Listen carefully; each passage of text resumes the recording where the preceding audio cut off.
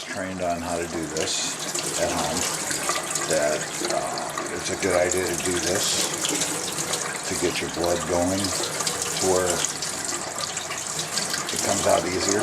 Sometimes I have a lot of trouble getting it out, so this seems to work for me. It may or may not work for you, and I would certainly recommend that you check with your doctor and or your I.N.R. specialist, the person that's teaching you how to do this or has taught you how to do this, to see whether or not this is something they would advise you to do. Like I said, I found that this does work for me. It may or may not work for your specific instance. Alright, hello again. We're getting ready for me to test my I.N.R. levels. So I make sure that I am taking the right amount of Coumadin. I have to do this every week. Do it on Thursdays, usually mid-afternoon after I've had a chance to get up, move around a little bit so the blood gets flowing. We have the tester. We have to have a lancet and strips. And basically, your strips, you pop out of the thing here. See, there's a little arrow. Turn on your machine by pushing the power button. And then you wait for it to give the little signal there. Then you take the arrows, insert. You do not use this in because the gold tips are what make contact with the machine. Slide it in. It'll beep.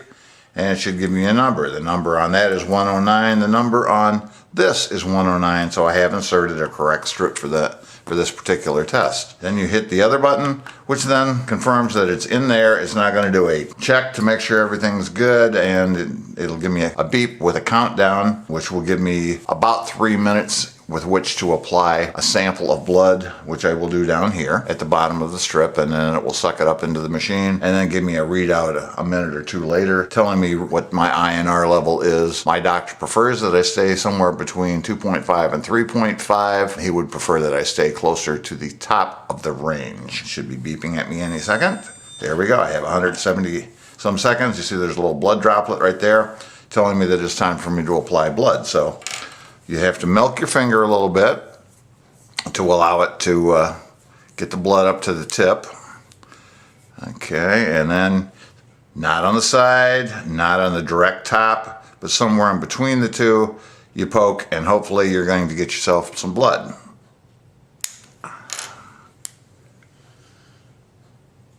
I might have to have some help milking this one. Get my assistant in here to squeeze a little bit. There we go. She's got the magic touch.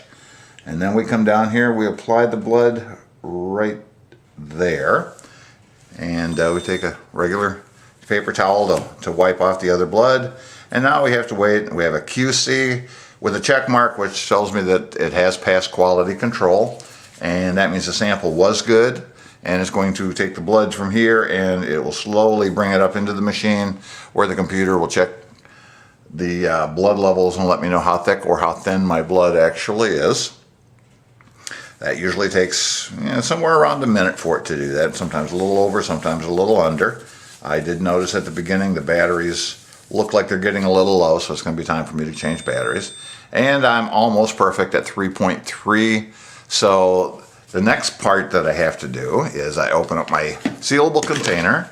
I remove the strip with the blood and throw it in there because you don't want those where they can be had. I then turn off the machine here and I grab a Band-Aid. I put the Band-Aid on my finger so I don't bleed all over the table. Get that out of the way. Now it's time for me to call in my numbers into the center, which will then take the information, disseminate it, and fax it out to my doctor in the morning. So give me a second here to get this done.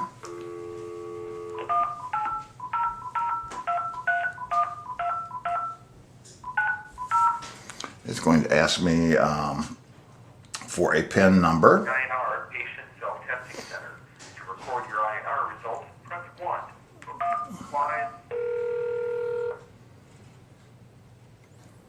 It's all automated. This call may be monitored for quality assurance. Please enter your PIN. So you don't have to worry about talking to an actual human.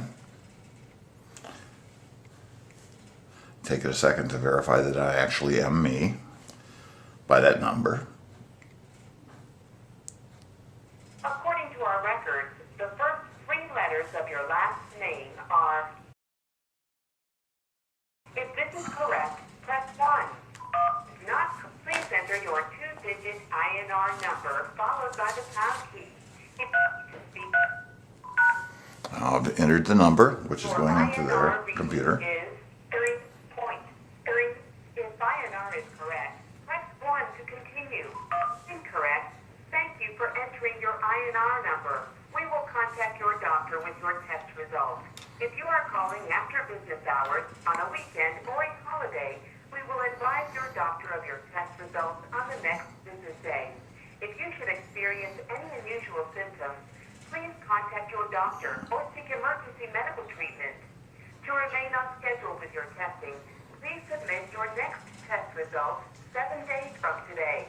If your doctor is currently requiring that you test more frequently, please remember to submit all your test results.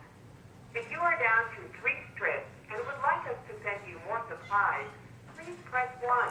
If for any reason you need to speak to a customer service representative, please press 0. Regular testing of I.N.R. based on your doctor's recommendation helps ensure that you are taking safe levels of your medication. Your test is now complete. Have a nice day. And that took about 2 minutes and 21 seconds of my day to phone that in. Now the doctor will get the information first thing tomorrow, and he'll know that I'm where I'm supposed to be, so that will be the end of that. I won't have to hear from him tomorrow. If I was high or low, he would call me and say that I needed to adjust my level of warfarin so that I could fall within the ranges that he wants me to be. Then I take the information there, I enter it into my logbook, so I keep track of where I am long term, and that's how you handle doing your home testing for your I.N.R. levels while taking warfarin.